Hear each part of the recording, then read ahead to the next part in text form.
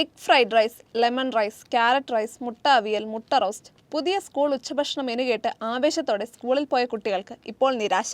തുടക്കത്തിൽ കുറച്ചു ദിവസം മെനു അനുസരിച്ചുള്ള ഭക്ഷണം സംസ്ഥാനത്ത് ചുരുക്കം ചില സ്കൂളുകളിൽ നൽകിയെങ്കിലും ഇപ്പോൾ പഴയ മെനുവിലാണ് ഭക്ഷണം. ചോറിനൊപ്പം സാമ്പാർ, ഉപ്പേരി, മോരുകറിയും പോഷകാഹാരമായി മുട്ടയും പാലും നൽകുന്നുണ്ട്.